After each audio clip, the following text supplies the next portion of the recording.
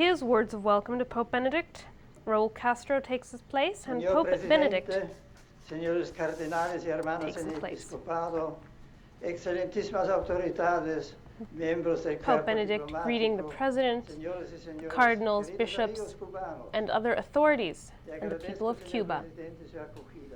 Thank you, Mr. President, for your welcome and your kind words, with which you also conveyed the sentiments of respect of the Cuban government and the people for the successor of Peter. I greet the civil authorities here present, as well as members of the diplomatic corps. I cordially greet the President of the Episcopal Conference, Archbishop Dionisio Guillermo García Ibáñez of Santiago de Cuba, the Archbishop of Havana, Cardinal Jaime Ortega y Alamino, and my other brother bishops of Cuba. And I assure them of my deep spiritual closeness. Finally, I greet with heartfelt affection all the faithful of the Catholic Church in Cuba, the beloved people of this beautiful island, and all Cubans, wherever they may be. You are always present in my heart and prayers, especially in the days preceding the much anticipated moment of my visit to you, which the grace and goodness of God has made possible. Standing here among you, I cannot help but recall the historic visit to Cuba of my predecessor, Blessed Pope John Paul II, who left an indelible mark on the soul of all Cubans. For many, whether believers or not, his example and his teachings are a luminous guide for their personal lives and their public activity in the service of the common good of the nation.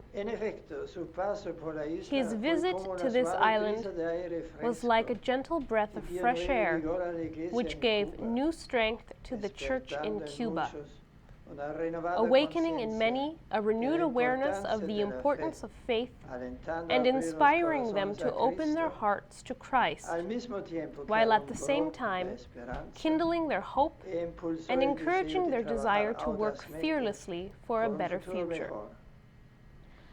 One of the important fruits of that visit was the inauguration of a new phase in the relationship in Cuba between church and state.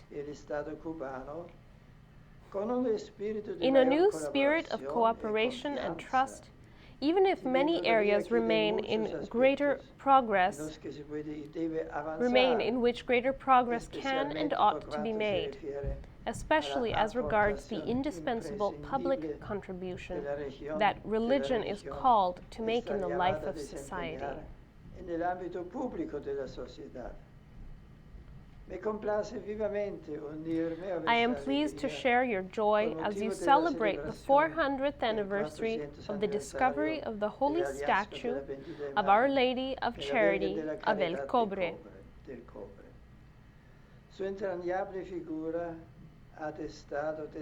Since the beginning, she has been very much present in the personal lives of Cubans, as well as in the great events of the nation, especially since independence, for she is honored by all as the true mother of the Cuban people.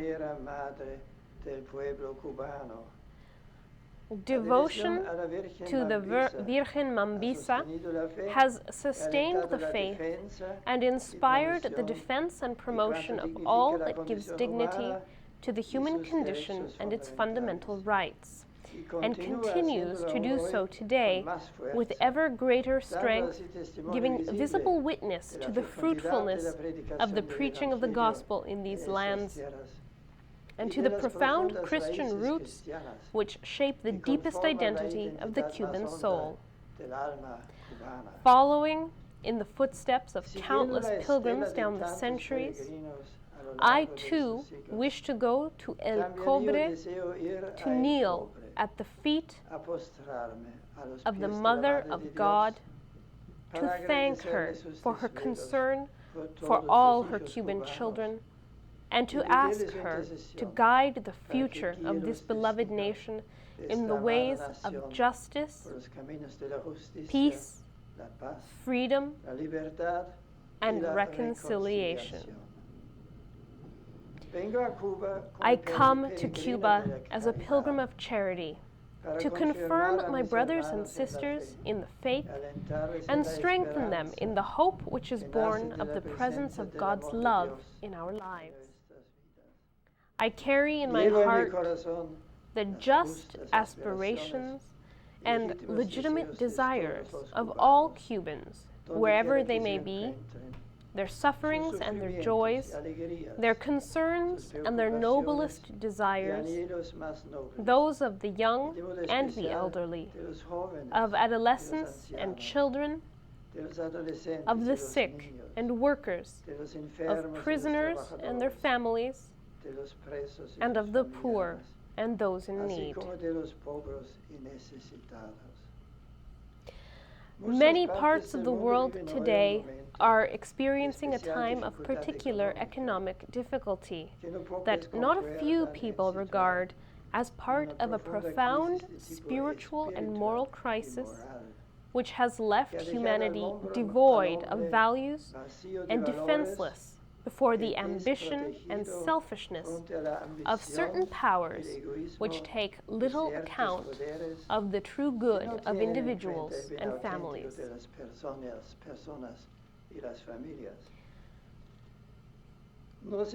We can no longer continue in the same cultural and moral direction which has caused the painful situation that many suffer. On the other hand, real progress calls for an ethics which focuses on the human person and takes account of the most profound human needs, especially man's spiritual and religious dimension.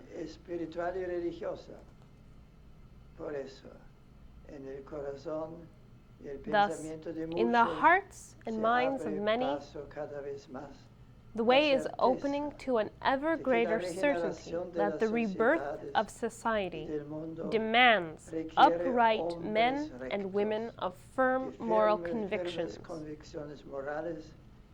with noble and strong values, who will not be manipulated by dubious interests, and who are respectful of the unchanging and transcendent nature of the human person. Dear friends, I am convinced that Cuba, at this moment of particular importance in its history, is already looking to the future, and thus is striving to renew and broaden its horizons. Of great help in this enterprise will be the fine patrimony of spiritual and moral values which fashioned the nation's true identity and which stand out in the work and the life of many distinguished fathers of the country, like Blessed José Olayo y Valdés, the servant of God Félix Varela, and the acclaimed José Martí. For her part, the Church, too, has diligently contributed to the cultivation of those values through her generous and selfless pastoral mission, and renews her commitment to work tirelessly to better serve all Cubans. I ask the Lord to bless abundantly this land and its children, in particular those who feel disadvantaged and excluded, and all those who suffer in body or spirit. At the same time, I pray that through the intercession of Our Lady of Charity of El Cobre, He will grant to all a future of hope, solidarity, and harmony. Thank you.